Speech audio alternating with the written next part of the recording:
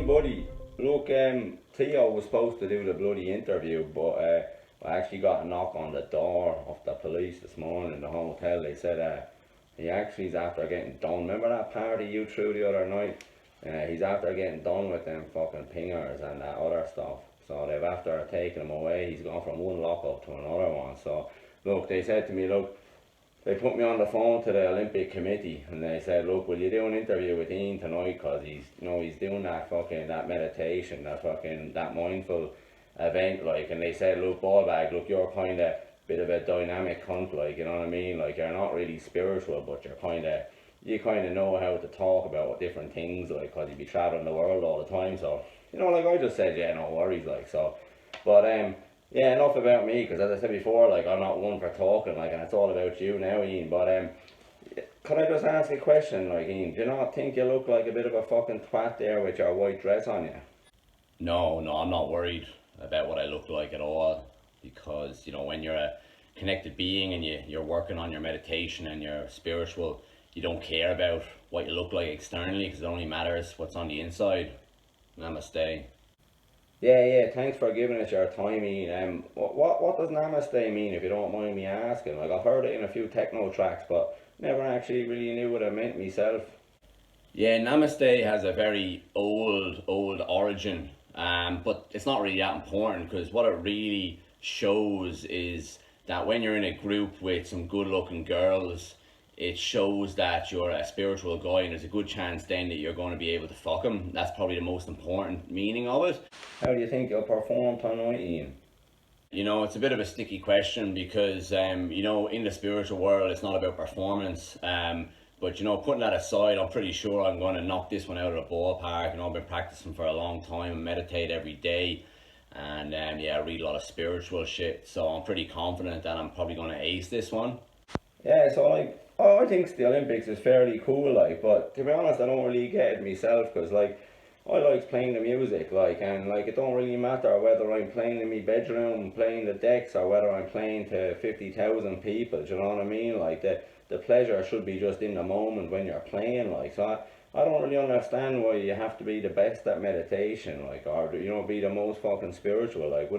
Would it not just be the case that you just fucking do it in private? Anyway, let's not, like I said before, like, it's not really about me, like, but just kind of wondering, like, you know, why is it so important to you, do you know what I mean?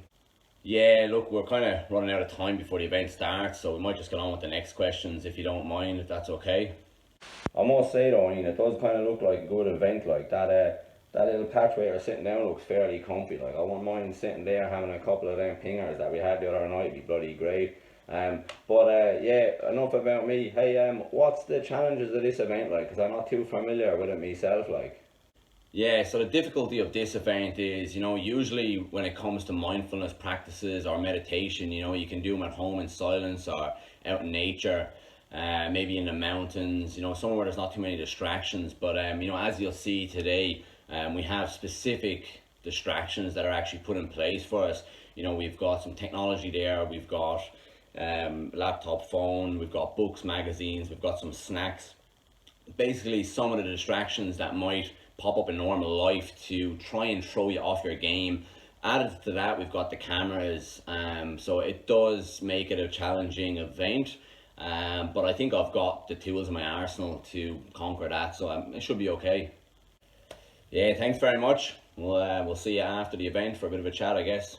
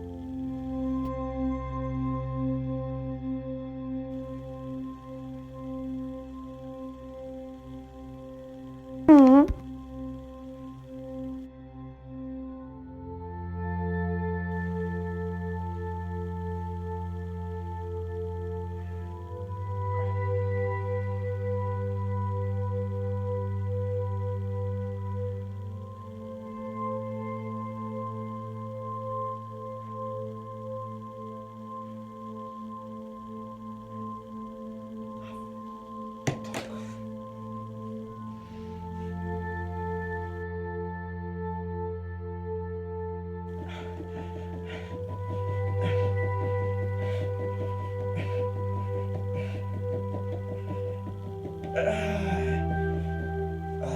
fuck.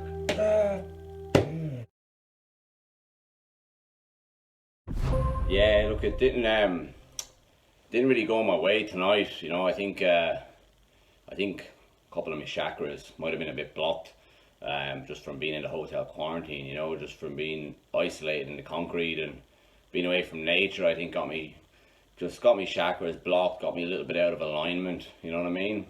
Yeah, you know, I must say you kind of caught me off guard there at the end when I seen you fucking, you know, doing your thing there under the sheet. What distraction got you in the end? Like, was it the social media or the chocolate chip cookies, or what was it like? No, it was the tranny porn that got me in the end. The Facebook didn't get me, the Instagram didn't get me. The cookies nearly got me because they were really nice chocolate chip cookies. But yeah, no, it was the tranny porn got me in the end. So look, you know, it was a fair fight. You know, I hope the rest of them do well. It's a tough event. It's a lot tougher than I thought it was going to be honest. Most of my training is usually, you know, in the dark or on the beach or, you know, somewhere like that. So it's definitely something I want to work on and, you know, maybe come back next time and do better. But I wish everyone else the best of luck. And yeah, probably just make sure you have enough napkins, enough tissues there just to get you through. But yeah, thanks for having me on for the interview anyway, and have a good night. Yeah, thanks for your time tonight, Liam. We really appreciate it. Look, best of luck in the next event. I hope it's a bit better. Like, I hope you don't end up like fucking jerking off under a sheet the next time. Do you know what I mean? Look, yeah, have a good night anyway, eh? But look, if there's any advice I could give you myself, like I'm not into that kind of that spiritual stuff, like, but you know, like I was saying the last time, like. No, I'm fairly creative myself, like, and like if I could give you any advice from the ball bag, like it'd just be like, don't try to force things. You know what I mean? Because it's like a ball bag, you can't force things. Like with a ball bag, you just gotta surrender. Like you know, like it comes when it comes. Like when you try to force things, you just end up with a mess. It just, you know, it ends up looking like a yogurt hit a tree. Do you know what I mean? Like, so just be easy on it, you know what I mean? Like give it a good crack, but don't try to force it, you know what I mean? Just let the creativity flow, you know? Right, oh, but look, I'll see you at the next event. Look, that party was fucking awesome the other night. I think we should have another one soon, alright? Cheers, good luck.